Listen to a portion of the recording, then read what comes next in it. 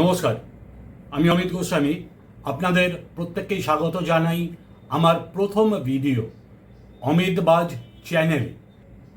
আজকে আমাদের আলোচনার বিষয় ব্রিটেনের নির্বাচনে কেন হারলেন ঋষি সুনাক। ঋষি সুনাক প্রধানমন্ত্রী ছিলেন এবং তিনি ছিলেন কনজারভেটিভ পার্টির নেতা। তিনি একেবারেই ধরাশায়ী হলেন গত নির্বাচনে লেবার পার্টির কাছে, এবং যেভাবে তিনি হেরে গেছেন সেটা শতাব্দীর সবচেয়ে বড় হার কনজারভেটিভ পার্টির পক্ষে।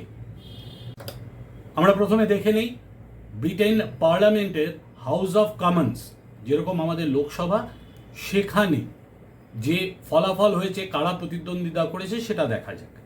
প্রথম কথা, ব্রিটেনের হাউস অফ কমন্সে মোট সিট হচ্ছে, অর্থাৎ আসন সংখ্যা হচ্ছে 650, কাজে ম্যাজিক ফিগার 325। ওখানে মূলত প্রতিদ্বন্দ্বিতা করেছে অনেক পার্টি। আমাদের ভারতবর্ষের মতন ওখানেও কিন্তু বহুদলীয় গণতন্ত্র। সেখানে লেবার পার্টি তারা প্রতিদ্বন্দ্বিতা করেছেন এবং এবার জিতেছেন। কনজারভেটিভ পার্টি অর্থাৎ টোরি বলা হয়, তারা ছিলেন ক্ষমতায়, তারা প্রতিদ্বন্দ্বিতা করেছেন লিবারেল ডেমোক্র্যাট বলে একটি পার্টি, এবং আরও বিভিন্ন পার্টি এবং নির্দলরা।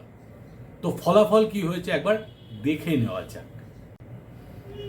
মোট আসন 650, এবার লেবার পার্টি পেয়েছে 412, অথচ 2019-এর নির্বাচনে তারা পেয়েছিল 203টে আসন, অর্থাৎ তারা হেরে গেছিল। কনজারভেটিভ পার্টি অর্থাৎ টোরি, তারা 345 আসন পেয়েছিল ব্রিটেনের গত নির্বাচন অর্থাৎ 2019-এর নির্বাচনে, কিন্তু এবার তাদের ভরাডুবি হয়েছে, তারা পেয়েছে 121টি আসন। উঠে এসছে আরেকটি পার্টি, সেটা হচ্ছে লিবারেল ডেমোক্র্যাট, তারা ছিল মাত্র 11টি আসন তারা পেয়েছে এবার 71টি আসন। অন্যান্য যে পার্টি এবং নির্দল মিলে গতবার ছিল 71টি আসন, কিন্তু এবার তারা কমে হয়েছে 46। অর্থাৎ এবার ঋষি সুনাকের নেতৃত্বে কনজারভেটিভ পার্টি এবার নির্বাচনে প্রভূত পরাজয়ের সম্মুখীন হয়েছে। প্রথমে বলি, আমরা কেন এত উৎসাহিত ব্রিটেনের নির্বাচন নিয়ে। তার একটাই কারণ, ব্রিটেনের প্রধানমন্ত্রী ছিলেন একজন ভারতীয় বংশোদ্ভূত, তার নাম ঋষি সুনাক। কে এই ঋষি সুনাক দেখে নেওয়া যাক। প্রথম ভারতীয় বংশোদ্ভূত ব্রিটিশ প্রধানমন্ত্রী। আপনারা প্রত্যেকেই জানেন 190 বছর ব্রিটিশরা আমাদের শাসন করেছিল, কাজেই ব্রিটিশের প্রধানমন্ত্রীর কুর্সিতে একজন ভারতীয় বংশোদ্ভূতকে দেখতে আমাদের স্বাভাবিক নিয়মই ভালো লাগবে, তাই আমাদের উৎসাহটা বেশি, এবং আমরা মনে মনে কামনা করেছিলাম যে ঋষি সুনাক যেন জিতে যান, কিন্তু তা হয়নি। তিনি প্রথম ভারতীয় বংশোদ্ভূত ব্রিটিশ প্রধানমন্ত্রী, এবং ব্রিটেনের ইতিহাসে তিনি সর্বকনিষ্ঠ প্রধানমন্ত্রী, অর্থাৎ 2022 সালের 25শে অক্টোবর তিনি যখন শপথ নেন তার বয়স মাত্র 42, এবং তিনি যে সময় শপথ নিয়েছিলেন সে সময় ব্রিটেনের রাজনৈতিক এবং অর্থনৈতিক সংকট তুঙ্গে। সে সময় তিনি কাণ্ডারি হিসেবে শপথ নিয়েছিলেন কনজারভেটিভ পার্টির হয়ে। গত 5 বছরে 3বার প্রধানমন্ত্রী পাল্টেছে, বরিস জনসন, লি স্ট্রস এবং তারপরে ঋষি সুনাক, এবং 2016 থেকে যদি দেখা যায় তাহলে 5বার। অর্থাৎ প্রধানমন্ত্রীর কুর্সিটা কখনোই স্থায়ী ছিল না, কেউ সামলাতে পারেনি, বহু ঝড় ঝঞ্ঝা, সেখানে কিন্তু ঋষি সুনাক দায়িত্ব নিয়েছিলেন। 2022 সালে মূল্যবৃদ্ধি ঋষি সুনাকের সময় উঠে দাঁড়িয়েছিল 11%, সেটা তিনি নামান 4%, এবং পাউন্ডের মূল্য পড়ে গিয়েছিল, পাউন্ডের মূল্য 102 টাকা আমাদের ভারতীয় টাকায়, সেখান থেকে পড়ে হয়েছিল 94 টাকা। সেখান থেকে ঋষি সুনাক আবার সেটা সস্থানে নিয়ে এসছেন, এবং এখন সম্ভবত 1 পাউন্ডের মূল্য 103 টাকা। তবু তিনি হারলেন, কিন্তু কেন? ঋষি সুনাক হেরেছেন, কিন্তু তার আগে একটু বলে নেওয়া যাক কনজারভেটিভ পার্টির কথা। গেট ব্রেক্সিট ডান এই স্লোগানে ভর করে তারা কিন্তু একসময় ব্রিটেন জয় করেছিল, এবং প্রধানমন্ত্রী হন বরিস জনসন। তাহলে এই গেট ব্রেক্সিট ডান বা ব্রেক্সিট বিষয়টা কি? প্রথম কথা হচ্ছে ব্রেক্সিট মানে হচ্ছে ব্রিটিশ এক্সিট। এক্সিট কোথা থেকে? এক্সিট হচ্ছে ইউরোপীয় ইউনিয়ন থেকে তারা বেরিয়ে আসেন। কেন বেরিয়ে আসেন? এবং তার জন্য তারা কিন্তু একটি নির্বাচন তারা করেছিল। তাতে 52% নাগরিক ভোট দিয়েছিল যে ইউরোপীয় ইউনিয়ন থেকে বেরিয়ে আসো। তার মূল কারণ ছিল ইউরোপীয় ইউনিয়নে একটা মজা আছে, এই জায়গাটা বুঝতে হবে। মজাটা যেটা আছে, আপনি মনে করুন ইউরোপের কোনো দেশের ভিসা করেছেন, সেই দেশে আপনি গেলেন, সেখান থেকে আপনি এই ইউরোপীয় ইউনিয়নের যে কোনো দেশে কোনো রকম ইমিগ্রেশন ছাড়া আপনি ঢুকে যেতে পারবেন। অর্থাৎ আমি যদি ইতালির ভিসা করি, আমার তখন ইংল্যান্ডে এন্ট্রি ছিল 2016 সাল অবধি। তাতে যেটা হয়েছিল, তাতে প্রচুর পরিমাণে অভিবাসী, তারা মূলত তুরস্ক, আফগানিস্তান, সিরিয়া, বাংলাদেশ, এখান থেকে তারা উপস্থিত হন ইংল্যান্ডে। ফলে এই অভিবাসীদের জন্যেই তারা ঠিক করলেন যে আমরা ইউরোপীয় ইউনিয়ন থেকে বেরিয়ে যাব। এবং ইউরোপীয় ইউনিয়ন থেকে বেরিয়ে গেলে যেটা হবে সেটা হচ্ছে আমাদের দেশের আলাদা ভিসা ব্যবস্থা হবে, আমাদের দেশে ঢুকতে গেলে আলাদা করে ভিসা নিতে হবে, যেটা এখন আছে।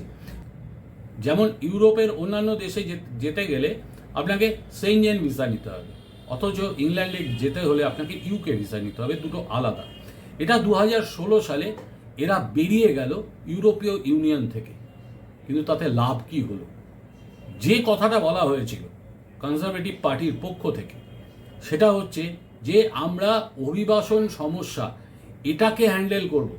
যতক্ষণ না আমরা ইউরোপীয় ইউনিয়ন থেকে বেরোচ্ছি ততক্ষণ আমরা ওটাকে হ্যান্ডেল করতে পারছি না। তাই সেই কথার ভিত্তিতে তারা কিন্তু 52% ভোট পান নাগরিকদের, পেয়ে কিন্তু তারা ইউরোপীয় ইউনিয়ন থেকে আলাদা হয়ে যায়। তার ফল কি হলো? তার প্রথম ফল যেটা হলো সেটা হচ্ছে ইউরো এবং মার্কিন ডলারের বিপরীতে ব্রিটিশ পাউন্ডের দাম খুব দ্রুত কমে গেল।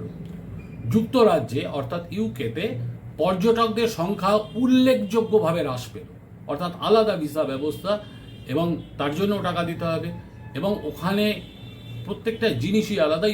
ইউরোপীয় অন্যান্য রাষ্ট্রগুলোর সাথে কোনো সম্পর্ক নেই। ওদের ওখানে যেতে গেলে আপনাকে পাউন্ড নিতে হবে, ইউরো চলবে না, এরকম বিভিন্ন ঝামেলা ছিল, যার জন্যে পর্যটকরা তাদের যাওয়া বন্ধ করলো। আরেকটা জিনিস যেটা হলো সেটা হচ্ছে মোবাইলের খরচ বাড়লো। মোবাইলের খরচ বৃদ্ধি কেননা যে মোবাইল কোম্পানিগুলো তারা তখন শুধুমাত্র ইউরোপে অপারেট করছেন, পুরো ইউরোপে, ফলে তাদের খরচ কম ছিল। যে মুহূর্তে ইংল্যান্ড আলাদা হয়ে গেল, ইংল্যান্ড আলাদা মোবাইল সিস্টেমের মধ্যে পড়লো, ফলে মোবাইলের খরচ বেড়ে গেল ইংল্যান্ডে, এবং অন্যান্য বেশ কিছু অর্থনৈতিক অসুবিধে সেই সময় দেখা দিল।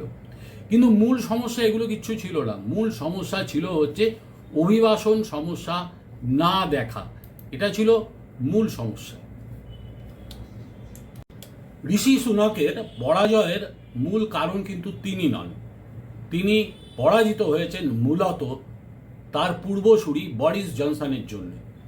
লকডাউনের সময়ে বরিস জনসন তার প্রধানমন্ত্রীর বাসভবনে বিভিন্ন পার্টি করতেন, মদের আসর বসাতেন, এবং সেটা নিয়ে যখনই অভিযোগ উঠেছিল তিনি কিন্তু পার্লামেন্টকে বারবার বিভ্রান্ত করেছেন, যেটা খুব ভালো চোখে কখনোই নেয়নি কিন্তু ব্রিটিশ জনগণ।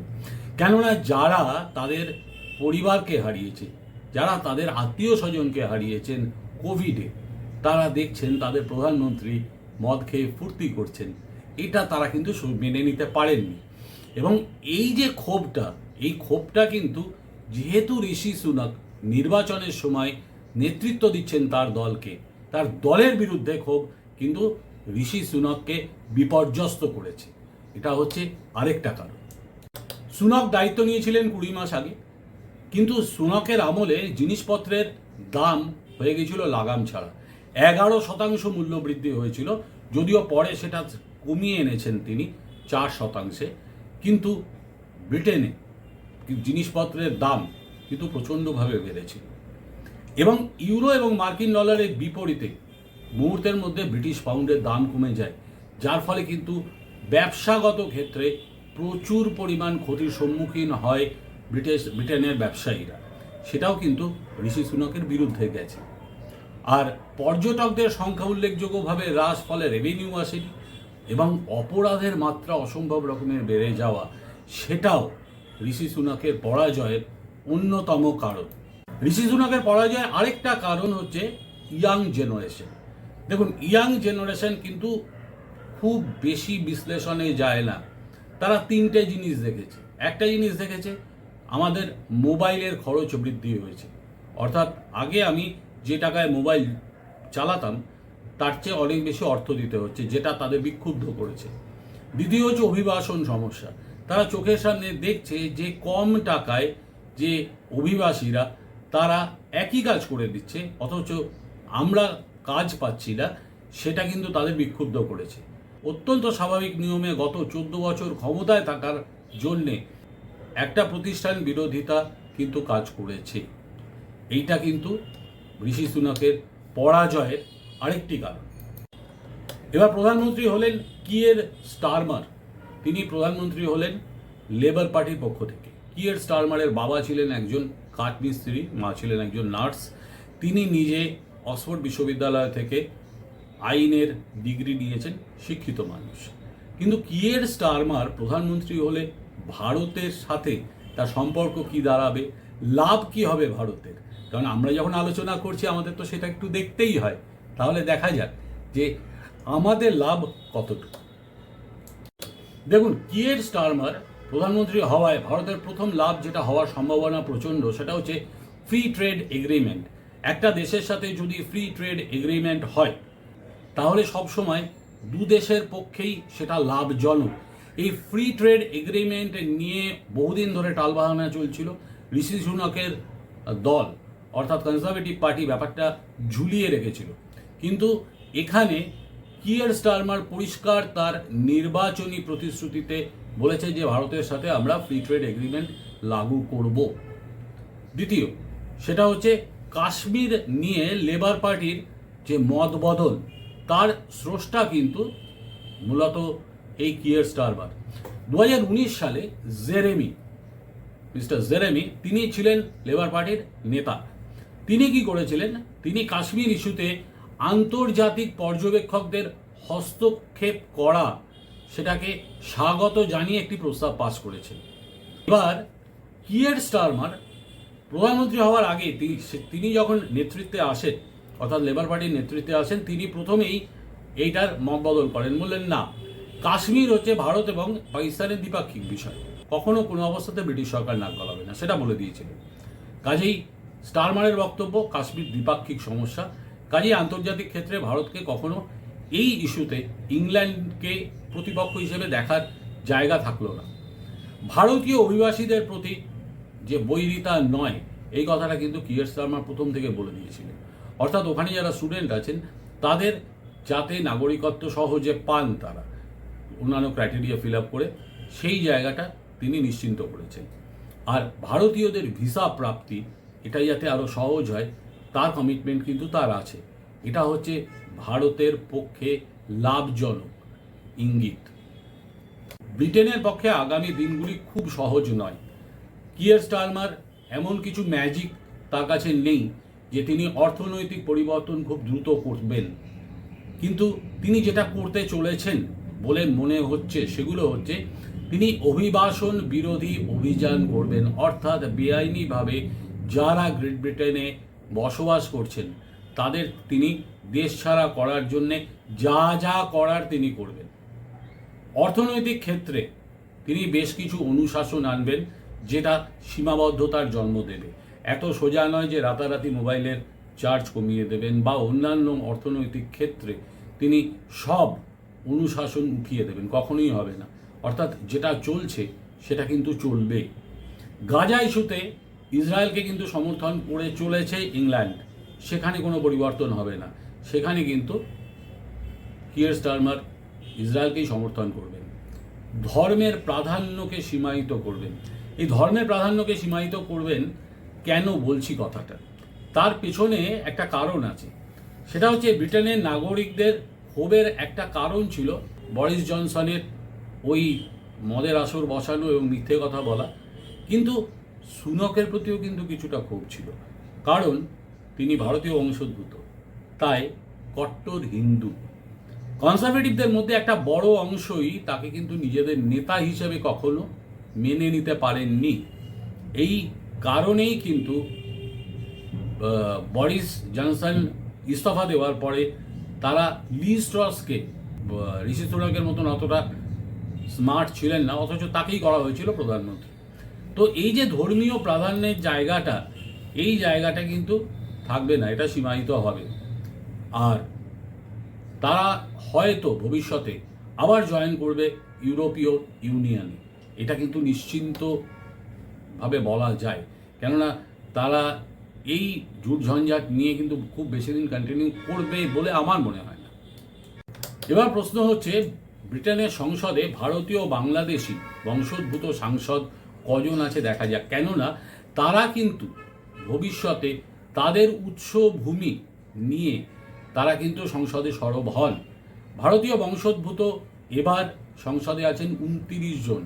তার মধ্যে আছেন লেবার পার্টি অর্থাৎ শাসক দলের 19 জন, কনজারভেটিভ অর্থাৎ বিরোধী দলের 7 জন, লিবারেল 1 জন এবং নির্দল 2 জন। আর বাংলাদেশ বংশোদ্ভূত আছেন 4 জন, প্রত্যেকেই লেবার পার্টির।